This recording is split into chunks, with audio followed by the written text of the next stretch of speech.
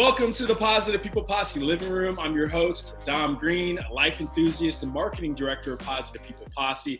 Today, I'm very excited because I'm sitting down virtually with one of my long-term, old-time friends. We actually went to junior high and high school together, and it's just weird and awesome to see how people have really gravitated towards you, man. Like you became like the hidden mayor of Kansas City, man. You are the hidden, like I feel like I'm up against you, man. No, but I'm sitting down with Adam Miller today. Adam, tell everyone hello. Hello, everybody. First of all, Dom, thanks for having me here. Adam Miller, again, not the mayor. That is Mayor Quinn, is currently in that position. As Dom mentioned, we did grow up together. Well, in the literal sense, Dom actually grew, and then I just kind of stayed the same size. So I've been 5'0", 100 nothing like Rudy since 1987. So I haven't really grown too much. But in that amount of time, I've done a few things. I've dabbled in some different spaces. Started a company with some friends. Work at Teach for America. Serve on a couple boards with Big Brothers Big Sisters is one. The Brand Lab, which seeks to diversify the creative industries. And create inroads for people of color, diverse backgrounds, orientations, et cetera, in the creative industries. And then also served as a member of the Centurions Leadership Program through the Greater Kansas City Chamber of Commerce, among a few other things. So, man, it's just kind of a humble brag. I feel like I'm not doing enough right now. I'm not doing enough. Listen. I'm like you when I grow up, baby. I'm trying to be like you. No, you are the Kevin Hart of the Midwest. Have been a lot of references on that. And I'm actually going to probably put up a graphic of you looking like Kevin Hart. I can do a Kevin Hart impersonation if you want me to right now. Do it right now. Right now. Boom. Adam Miller on the podcast with Dom, Positive People Posse. We out here about to make this happen. Damn it, America, get up off your ass. Stay positive. Let's get things done. It's time. Heart out. We're going to use that as a soundbite too. That is exactly how we're going to promote this episode. I appreciate that. I love your energy, man.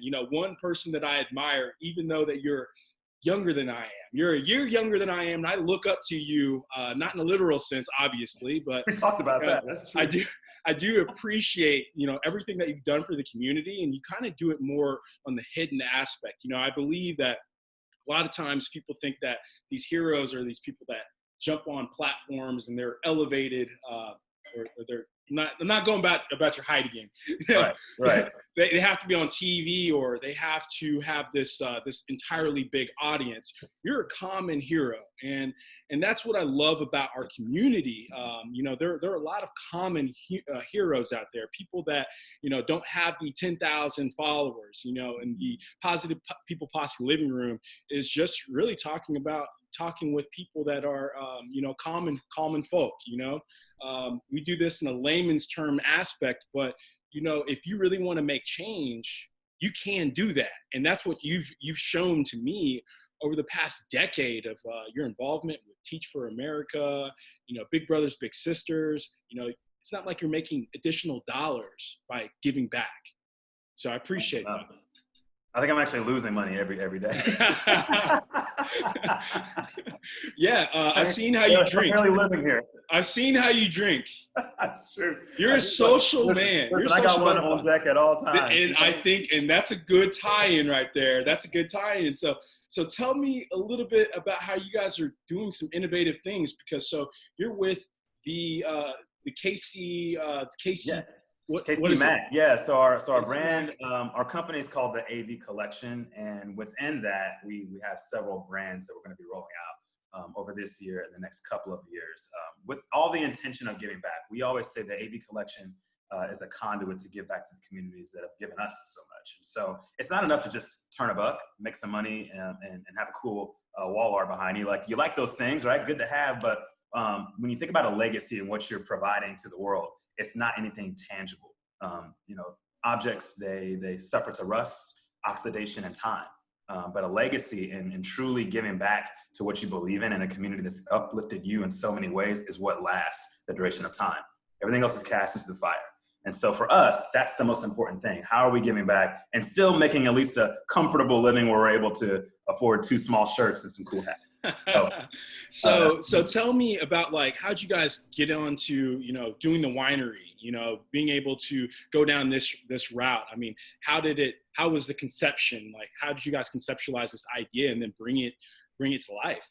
Yeah. I mean, it takes a village, man. But I will say it started with my business partners that aren't on the call today. Keith Spreckles, who's our certified sommelier in our team, actually went to high school with Dom and I as well. Yeah, Kelly Nimick, now Kelly Flowers, also part of the team as well. Jay Breeden is kind of our behind the scenes guy, does a lot of the pitch deck work and strategy around like, hey, here's what the funding mechanism looks like. Here's how we give back to communities, things like that. Blair Coker, he's like the talker in the group, if you can believe that. I'm not the talker. Blair's got that. We met in college, and I connected him with Keith, and you know, kind of just formed from there. We have other guys involved. Logan Forbes, he's involved hands-on as an investor, but also tries to get involved in spaces that make sense. And we have a couple of silent partners as well that prefer to remain in the shadows, so to speak, for this time. But you know, it's a group of us, and you know, Keith had this idea. He worked at a lot of you know, wine reps and, you know, liquor stores and restaurants, and really got involved into the wine industry and just got tired of making money for people without the intention of giving back. It's great to enjoy a glass of wine, but what is that glass of wine doing for that community around you? If we have the privilege to be able to buy a $15, $20 glass of wine, you probably should try to find some way that within reason to give back to the communities that has allowed you to do that. And so with that, you know, Keith was like, hey man, I have this idea. I want to start this company. And I'm actually in Chicago. I'm getting off the Orange Line in Chicago. I remember this vividly. It's so cold. It's like February. And Keith's like, got this idea, man. This is back in 2018. So I want to start this company. I want you to be a part of it, but don't tell anybody yet. I'm like, cool, man. He's like, hey, you're going to go see Jay Breeden, right? And I was like, yeah. He's like, don't tell Jay. It's like, okay, I won't tell Jay. He's like, all right, hang up. First thing I do, I'm like, Jay, I got this idea that Keith's doing. You got to get involved. And so Jay's like, oh, man, we were planning this. We're having drinks. We're talking. And we call Keith up later that day. And Keith's like, dude, I told you not to tell anybody. Next thing you know, he's like, man, Jay is awesome. We need a Jay on this team. Good move. And, you know, it kind of started from there. And then, you know, Kelly started with Pinot's Palette, you know, the wine and paint kind of venues. And so she started that. And so she'd been proximate to wine for a long time, and decided after going into business with their mother for an extended period of time that she wanted to do something a little bit different. And so she came on the board with the team, and then Blair came in, and you know, Logan, and the next thing you know, we got this whole company. So then it was like, you know, we started off importing wine, and that's great because we work with family-owned, locally sourced grapes and you know, vineyards and things like that. And we import this, and it's fantastic. We have a lot of different SKUs, about 150 SKUs of wine within our portfolio across Spain, South Africa, and a couple of locally owned wineries, which is fun. We got to travel quite a bit, got to go to Spain. I've seen you, man. You I was wondering here, what was baby. happening. You know, I was it wondering was hard what work. was happening. People think it's easy to drink wine at 8 o'clock in the morning. It's not. Nah, you still have the toothpaste in your mouth. It's Yes. like difficult, yeah. When your brain feels dehydrated like that grape, right? Yeah. See, I'm talking some wine talk right now. Exactly. And coupled with that is that I'm the only person on our team. Well, Kelly speaks Spanish, and so does Jay a little bit, but you know, I have a master's degree in Spanish linguistics and pedagogy. And so when we went out there, they're like, Adam, you're doing all the interpreting if it's needed. And so, you know, we're having drinks celebrating that we're in Spain until like 3 a.m. And then we have to meet this winemaker at like 7 and drink wine. And I'm sluggish, to say the least. This guy speaks no English, and Keith's like, Adam, you're on. Interpret between us the whole time. And they have this wine terminology that way is above my pay grade in terms of knowledge, and I have to interpret it. It was hard work. But we got through it and got all the wine here. And after doing that, you know, the pandemic hit. And that really put the kibosh on a lot of what we were doing, a lot of the momentum that we had. And so we had to get creative. And what that did in a beautiful way was it forced our hand and allowed us to be a little bit more bold in how we're doing things, and how we're approaching our work. And so we always had the vision and the dream of creating what we call a virtual winery, where we're allowed to bring the wine to you in a safe and responsible way. That was always our vision. And then the pandemic just kind of like sped that up, because people are always right now worried about like, who's touching my glass? Am I being safe? Who's washing their hands? Who's not? Are you wearing a mask? That sort of thing. And so our new product, the KC Mac brand, is our first brand rolled out within the AV collection. And this it's cool. It's a glass and a half of wine, 8.4 ounces, 11.5% alcohol. So go easy on them. But it's the perfect balance and the perfect amount of wine, where it's in a can, it's sanitary, you can wipe it off, clean it, and then you can pop that can and it's good. And it's made by a winemaker named Chris Christensen out of Northern Sonoma. He actually recently just got Wine Enthusiast magazine 40 under 40. So tastemakers, excuse me. So shout out to him. Good work with that. And you know, it's also nice to work with a Black winemaker. Whoa. I need to know more about that. Yeah. He's cool. The other day, I was actually watching Vice, and I saw that there was this black bull rider, and I was captivated. I was intrigued. I watched this whole episode on this black bull rider because it's like really not a lot of black bull riders. So I can imagine that they stand out. You being a black winemaker. So I need to know this guy's name. I might get lost on YouTube looking at his videos after this podcast, man. I'll look it up and I'll send it to you, man. Shoot me the details on that, definitely. Yeah. So Keith found Chris Christensen, and I always tell Keith, I was like, man, you hitched your horse you hitched your wagon to the right horse just in time, because he was getting into an upswing. People were starting to realize he was good at what he was doing. He's talented, and we intentionally wanted to incorporate diversity into our brand. The mantra that we always say amongst our team is that we are exclusively inclusive, and that means like we are about making sure this wine is for everyone. And so Chris is the brainchild, is kind of the thought behind the brainchild that is KC Mac in terms of its creation, alongside Keith, and determining like what are the grapes that go into this, how much effervescence and bubbles are you going to taste from the pop of the can, that sort of thing. And so he's born and raised in Iowa, lived in Nebraska for a period of time, and then moved to California and worked there as an assistant winemaker before doing his own thing. That's amazing. So, and I love the fact that you can tell his story for him.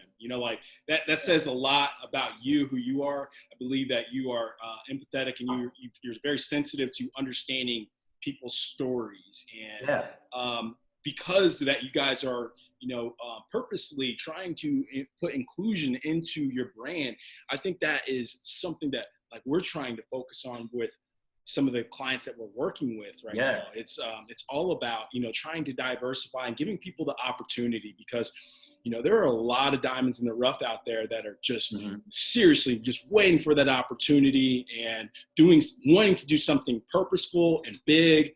And you know what? Collaboration is a beautiful thing, because when we collaborate, oh my gosh, that energy that we get when we come up with an idea with one another. It's like, I'm like a generate a city right now, man. Yes. Go, baby. I want to do more. And, and that was partially why I moved to New York. I moved to New York because I wanted to learn more. I wanted to learn more and meet more people, diversify. It wasn't from what? It wasn't for the pizza then. No. I'm a taco guy, but I do like pizza as my secondary. You know that. I do know Taco that. Talks, if you guys haven't watched it, that's another shameless plug. Get that up. But, it's really important for us. I did recognize that within Kansas City that there needed to be more diversity. And, it's something that we shouldn't shy from. We should embrace. We should definitely embrace it. It's not something that it shouldn't be talked about, but there's ways that we can go about it. We all have our own angle of how we should do it. It's not about us all becoming like this future billionaires, although that would be a nice goal to have, but it's really about breeding that community.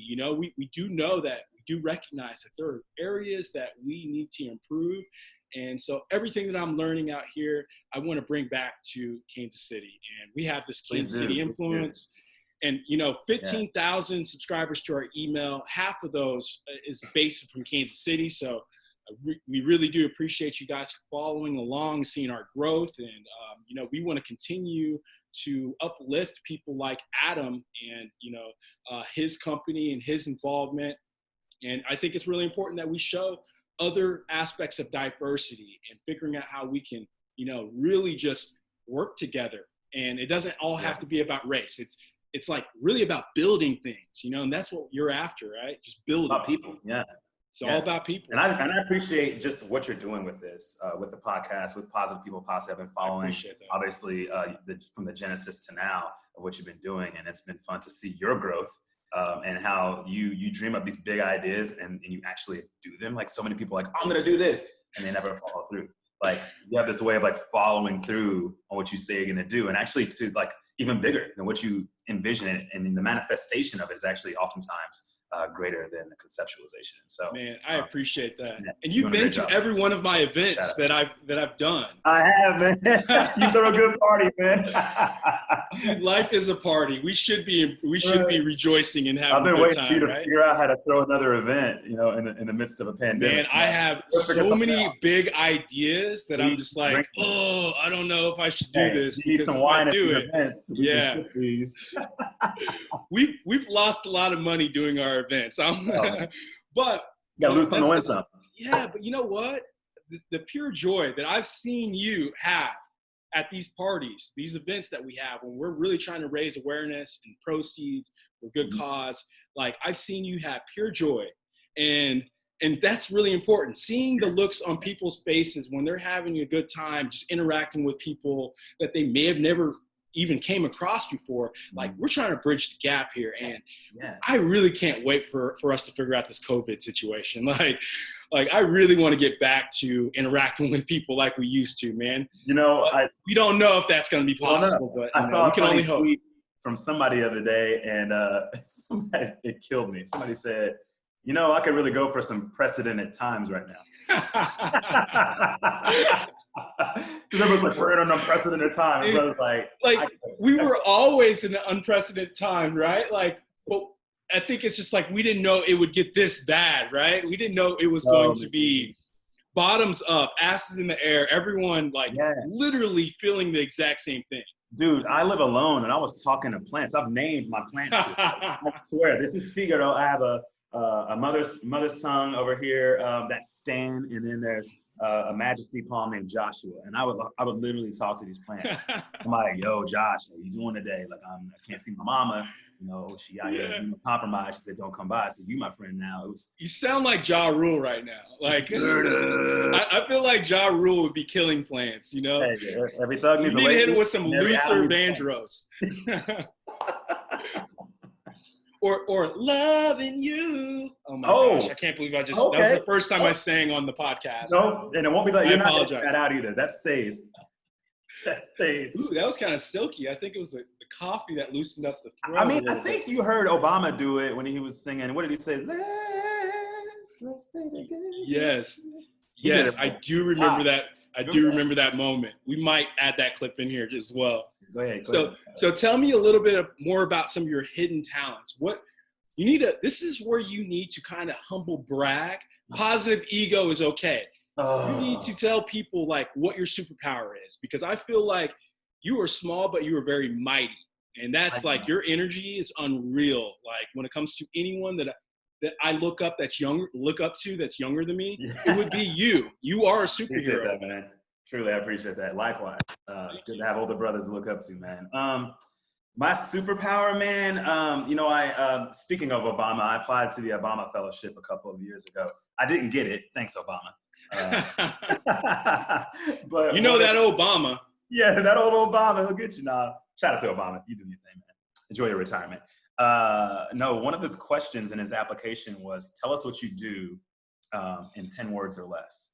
And what's interesting about that is that you don't want to waste the words of 10. They only have 10 words, right? So you don't want to waste those words on like titles. I'm the director or the senior vice president of what. That's half your words gone, right? So it forces you to actually talk about the motive and the why behind the what, right? So what I say my superpower is in 10 words or less is uniquely positioning people to be the best version of themselves. Is that 10?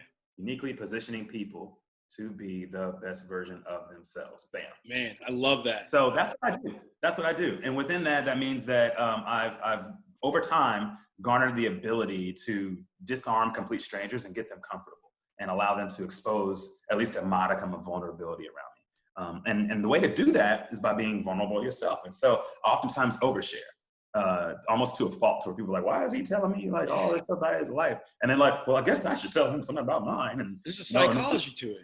Yes, there's a method to the madness, and it's not disingenuous in any way.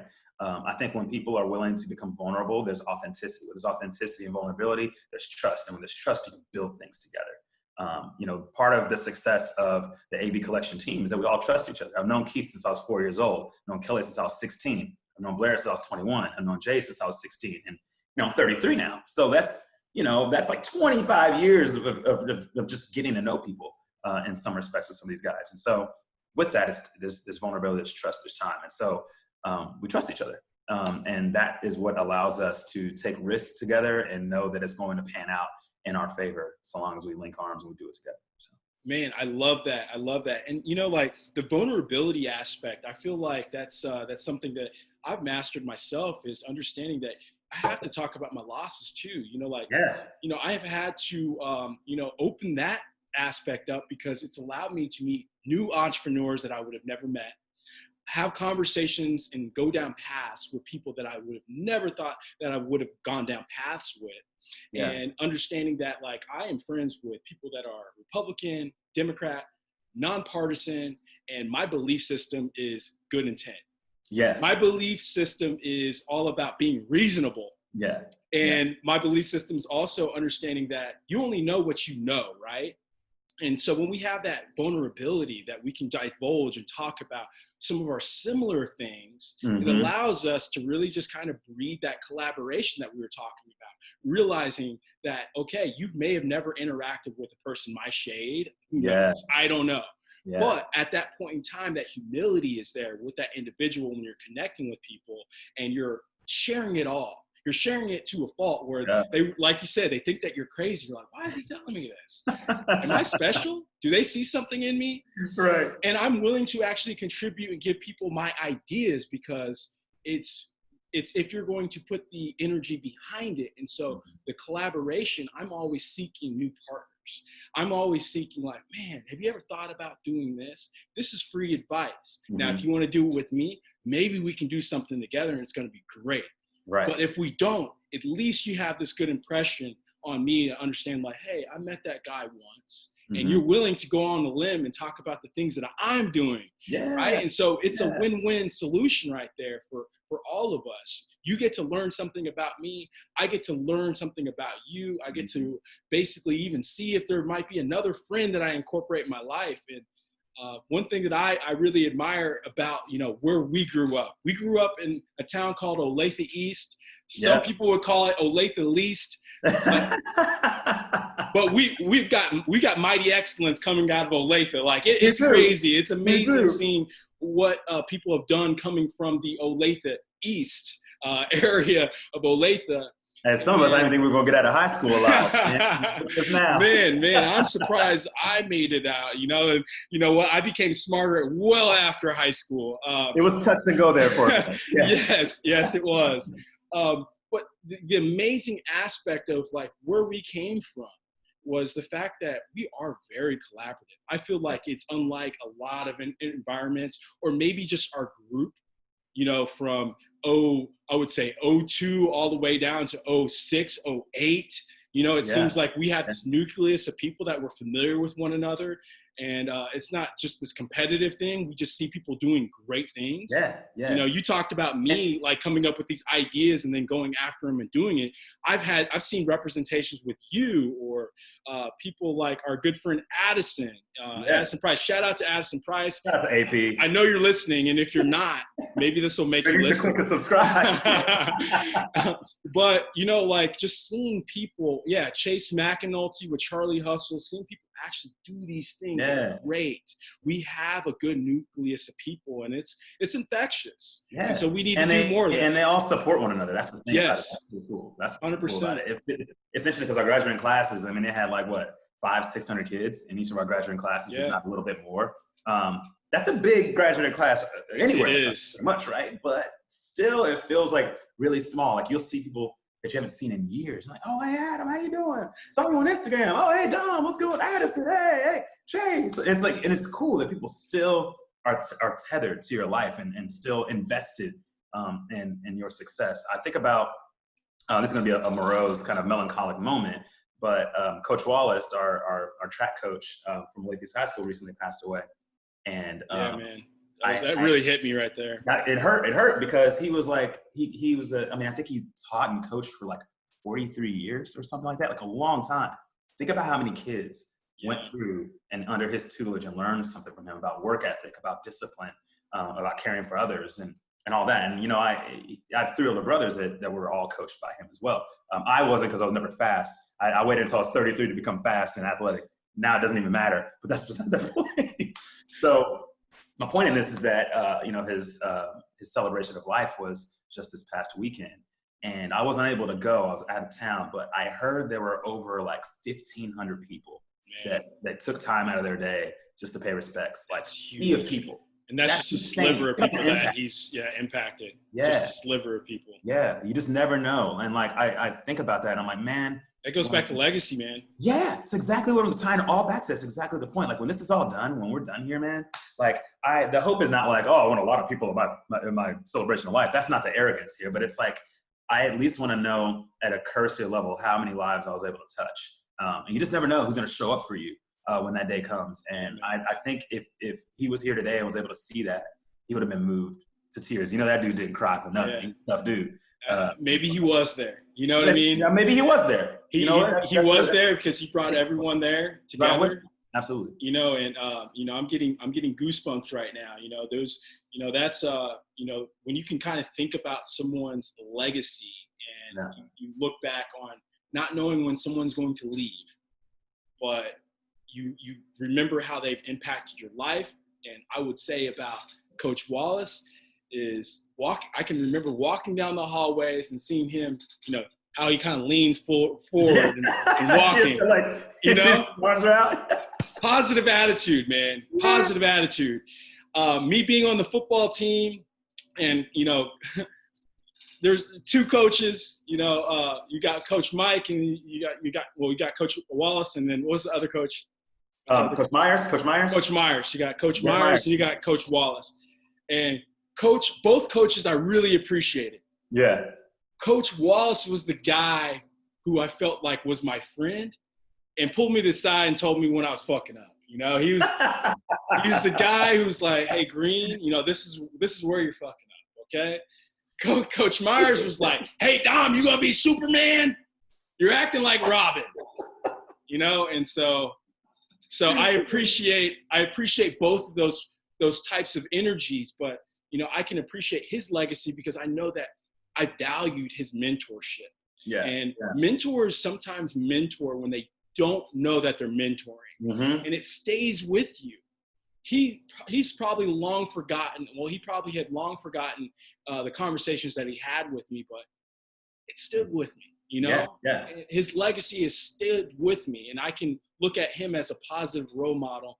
And knowing him being a white man too, you know, for Black youth too, I think you know black individuals can have white role models too, and you know, I think we need more of that too. Yeah.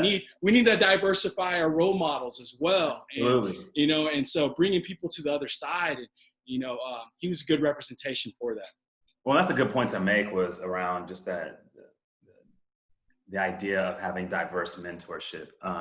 You know, think about Coach Wallace, and I don't know how we got deep on the subject. So yeah, we did. Got deep real quick. Hey, man, much love to the Wallace family, man. But the cool thing about him was like he never treated Black and brown kids as other or less than. In fact, like he acknowledged our differences from others in the space and appreciated those differences. That's the thing about you know, this walk of life and how many like people of different colors, backgrounds, ethnicities, demographics can come together, is that our differences are what make us so great. What welcome divergent thought into a space, and that's how things are grown and built within that space is by you know, differing approaches and divergent thought and appreciations of different cultures. And so he was very, very good about that. Never made me feel any different than anybody else, but always acknowledged that I was different than anybody else at the same time, if that makes sense. Love that. So he had his way of like making you feel part of the group, but also individual at the same time. Well, I'm also going to say that, you know, you were different because you didn't really grow into that head until you got, you got until about 25, you know? Hey, it's still big, man. You still have all your hair. I do not have that, you know? Yeah, I still got it, man. I'm holding on, baby. I'm holding on for deal. I'm trying to be like him right here, Jimi Hendrix. When I lost my hair, I knew that I had to hone in on my personality. Hey, man, I'm the same way. When I knew and my teeth, and my oral health. Yes, oral health, and you know, I just like, hey, if I'm gonna be little, I'm not gonna be weak, and I'm not gonna be shy. I'm gonna have the personality of a 6'5" man and a 5'7" body. So that's right. So, like, who is that BDE dude over there? You guys know what BDE is, right? Oh, Adam Miller's got BDE. Y'all know about it. But we've got to like really push for diversity and inclusion. You know, Absolutely. it's something that we always have to constantly talk about. And, you know, Mm-hmm. before we actually started recording this, you really started talking about how you're a part of some committees right now. And, you know, Yeah. you are a part of this marketing conversation.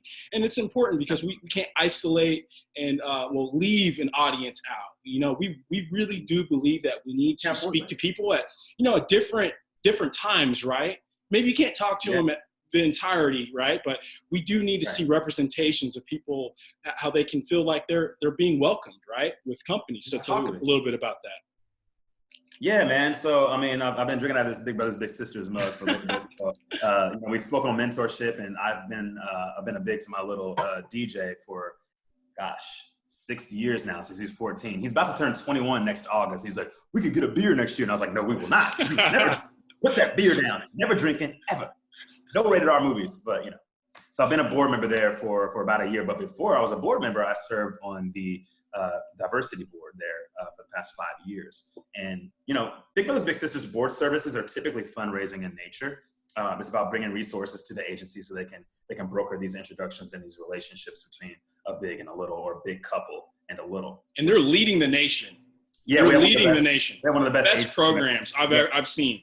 Like, period, one of the best nonprofits, I would argue, in the country. I've been afforded the ability to work with, you know, 2 of the top nonprofits in their respective industries for the last couple of years. And Teach for America, our region in Kansas City, is just dynamic and awesome. And I will put them up against any region in the country. It's not a competition, but damn it, if it was, we win in it. You got to have that positive ego, man. You got to have a little bit of competition. Swag. We got swag. I hope my boss is listening to this. Is like, hey, man, you said a lot. Look, man, I mean it. We're dope at what we do. And similarly, Big Brothers Big Sisters is the same way. You know, there's like 300 and something agencies in the enterprise, and year over year, we're constantly in the conversation of being Agency of the Year. That's because they take innovative approaches to brokering relationships and meaningful relationships that will stand the test of time. And so, anyway, the DEI committee is charged with introducing young professionals in general, of color and of diverse backgrounds, LGBTQ, orientation, of course, demographic, et cetera, to the agency, and letting them know, like, hey, there's a place for you, and there's a need for the knowledge and the tutelage that you can provide to youth. And so I do that work. And then I'm also on the Brand Lab, and the Brand Lab started in Minneapolis area. Kansas City is the second branch of that. And basically it's charged with injecting diversity and creating a pipeline for diversity into the creative industries. And so companies such as Barkley, VMLYR, Bernstein Rain, like all these larger ad agencies that are really doubling down on their intention of creating more inroads of diversity into their work streams. And so this is a conduit for them to be able to do that. And basically it allows high school students to get exposed and get internships at these respective agencies such as this across the country. And then at the end of their summer institute, hopefully they go off into school and they're like, you know, I want to continue to do that work. And it creates an organic, natural pipeline. It's going to take time, you know, to actually see those numbers shift from like a 95% white, 5% diversity to like a 50-50 or more sort of thing. But, you know, they're putting their best foot forward in doing that. So I really have appreciated the ability and I'm humbled that I'm allowed to serve in such a capacity as that.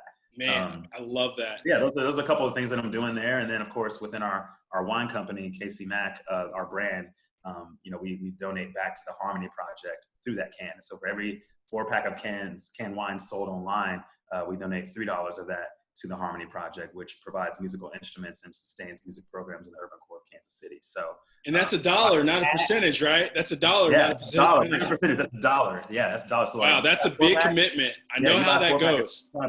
$3 goes right back to that charity. So again, you know, we're not in it for money. We're in it to like make a decent living, but also give back where we can. So those are just some of the ways that you know, I try to do what I can with the time that I've been given this planet.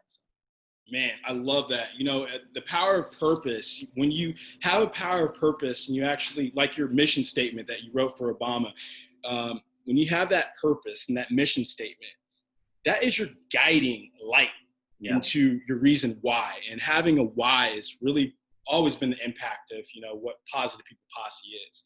You know, we do digital marketing.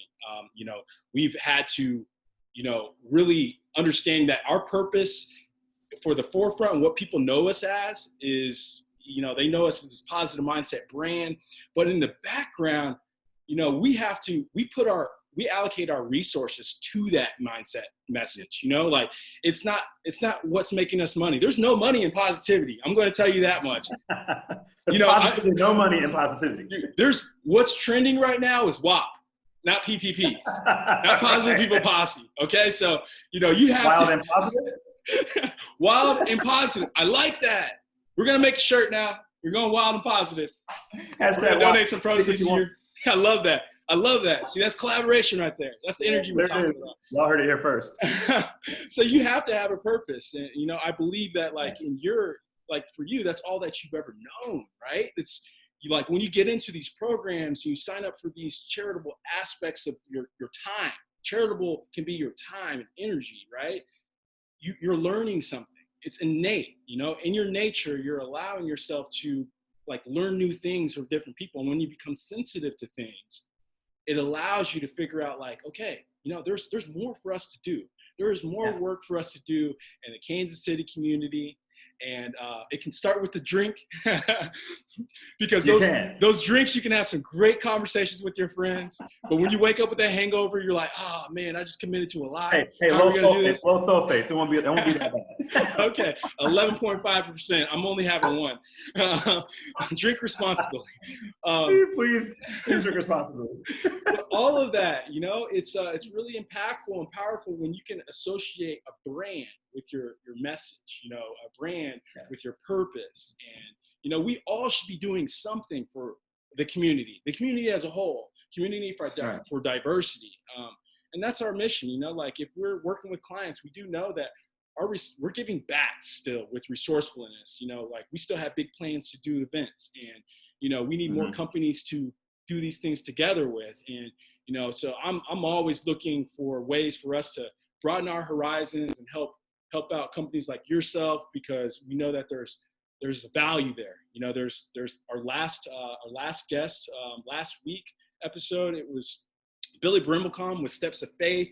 It was an awesome interview. Cool. He's tied in with Jason Sudeikis, and they're giving back somehow. It's so awesome seeing that we have so many people that are doing something for their community. And wherever that is, and so, I think it's really important for us to continue driving that.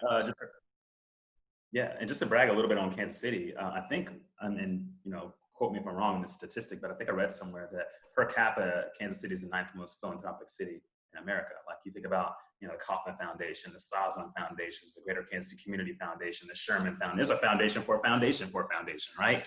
And people are just looking for ways to give to missions that make sense. And so for those of you that listen out there, if you've ever had an idea of how you can get back to a marginalized or a downtrodden community or one that's forgotten, get creative and then know that there are resources and finances out there, not just in Kansas City, but everywhere that you can leverage that and get some impact on it. So get creative, get collaborative, all of that's really important. And then also, so tell me a little bit about some of the resources, that you guys are dedicating with the $3 going to that foundation. How is that allocated? The more and more that I learn about, foundations, it is so awesome to see how that money's being allocated. Yeah, it's super cool. So the Harmony Project, I found I wasn't good with music at all in terms of musical instruments. I couldn't really sing well, as you all have already heard.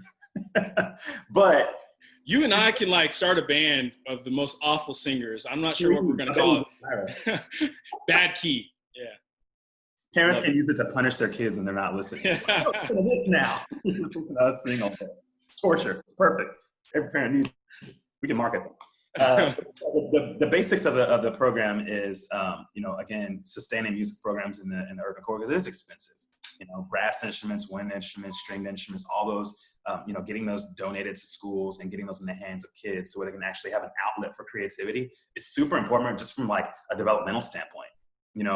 Most of the brain develops from ages 0 to 4. And then there's a huge gap of that also develops from ages 8 to 15, in terms of knowing right and wrong, morality, moral compass, self-identity, introspection, all that. And I think having the arts in your communities and around you is super imperative to ensuring that the development is as cohesive and well-rounded and comprehensive as possible. And so, Blair— gotta preserve that.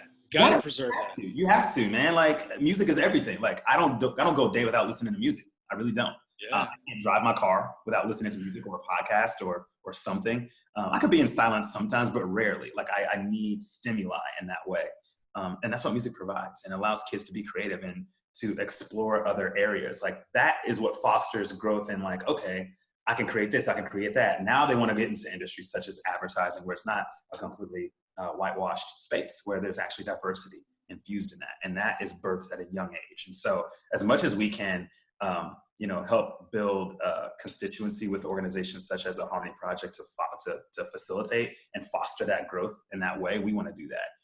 So now, I'm definitely understanding the tie of KC Mack wine now. Like, KC Mack is a music themed wine. So yes, and like, that's what's really awesome is the fact that when you really think about art with music, art with painting, music influences a lot. Jimi Hendrix right there. I'm seeing this poster behind you, not poster, but painting or canvas. My pillows, man. Look at this. Yes. Every aspect, when you look at, even the vibrant aspect of the murals in Kansas City, when you see the murals in Kansas City or New York, you see the inspiration of music. Music is color. It's something you hear, but music is color, and not color of skin, but color of sound. And, the influences from color to, for that sound is another thing. That's when I was talking about race, but there's so many influences that we all influence each other, and it's also spelled into the art of the mural. It's spelled into the art of the music that we listen to, and the abilities that we have when we tell people that you can do something versus if you can't do something. Right.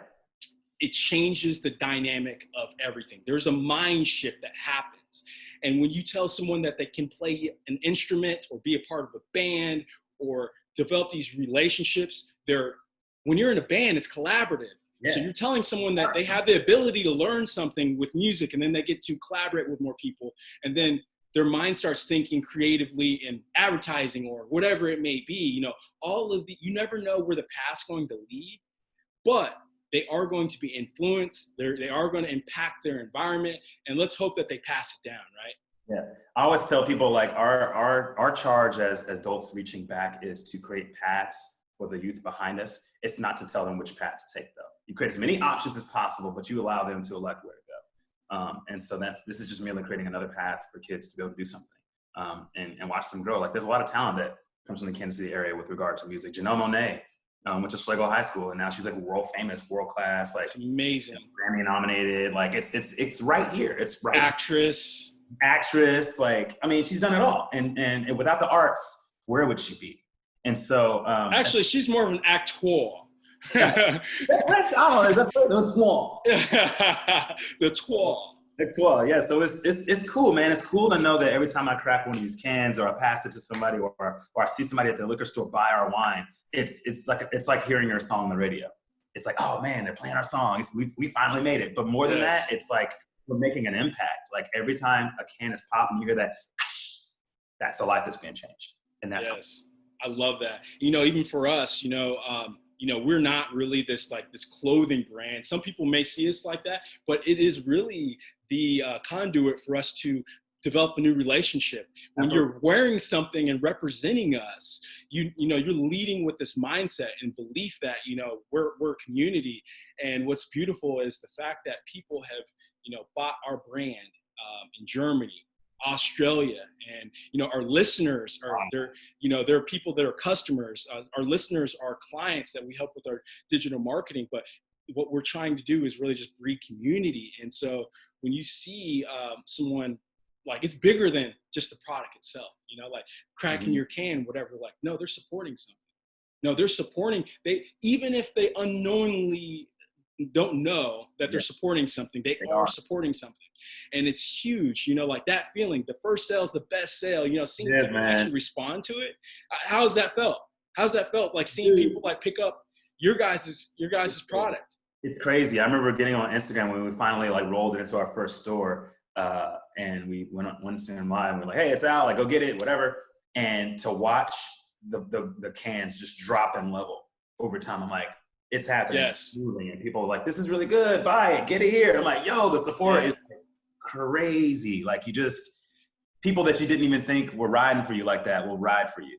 I love that. And it's just, it's the coolest feeling to know that not only are they supporting us and what we're doing, but also giving back to the community that's afforded us. But if it sucked, they'd let you know too. Hey, I bought this KC wine. And shout out to Chris Christensen for making a good wine, man. If it wasn't for you, we would be nowhere. I got the hat apparel, you know what I'm saying? Might need to get some shirts with Positive People Posse. Who knows? I love it. You know, here's the thing.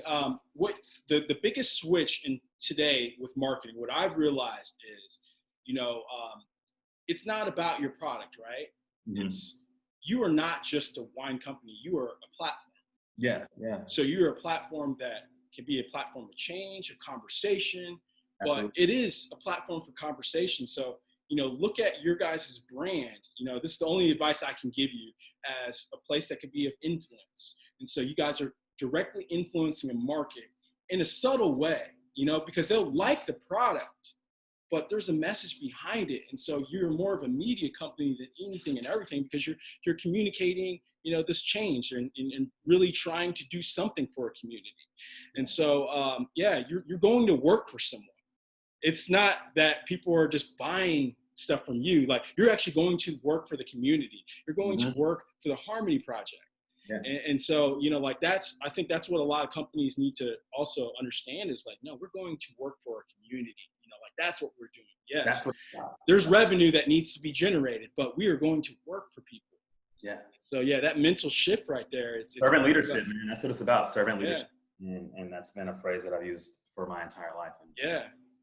And so, right now, obviously we've done some of the same things over and over for decades, and we hoped that someone was going to bring a result of change for us. No matter who's in office, no matter what happens in this political year, the years to come, it really does start with companies too. It starts with people. We can actually induce change if we are companies. Like, we have more power than we realize. And so we all have to figure out a way to actually make that diversity, that inclusion happen, make this impact happen early on. But it starts with us. So, Adam, I appreciate you being on the living room today. I'm going to say this one more time so I can edit it. Adam, I appreciate you being on the living room today. This was an awesome interview. Just having a childhood friend, just doing great, grand things and giving back to his community. That's very huge. How can they follow you? Yeah, man, really appreciate you for number one having me on the living room. This is a lot of fun. I need to get that backdrop, man. I thought mine was killer, but then I see yours. I'm like, man, that's pretty dope. I like that a lot. That's fly. So you can follow us at KC Mac Wine. That's at KAYCEEMAC Wine, WINE. We got this logo right here. Boom. Repping the merch. Boom. Get you a can if you can. Boom. Right on the back, it'll say a little bit about our mission. There's a QR code for you to scan it. Take you right to the website. You'll be able to purchase that. Again, a purchase of a 4-pack of wine, $3 of that purchase online goes right to the Harmony Project, which helps, again, benefit musical programs in the urban core throughout the nation, but starting right here in Kansas City. So we're hoping to expand to all the Harmony Projects across the country, but right now we're working with the Kansas City branch. And so that's what we can do. That's where you can follow us. Go to our website, kcmacwine.com. Check us out. Again, super appreciative of you all listening, tuning in. Thanks to Dom and his team and doing the great work you guys are doing. And I'm excited for your book to drop. I'm excited about that. Another hat that I wear is at Teach for America. I'm the director of a leadership development program there. And so being from an education background and peering through that lens is really exciting to see that you're doing that for kids. And so, man, I appreciate it, man. It's all about purpose. Yeah. Thanks again. So follow, like, subscribe, stay tuned, live freely, and stay positive.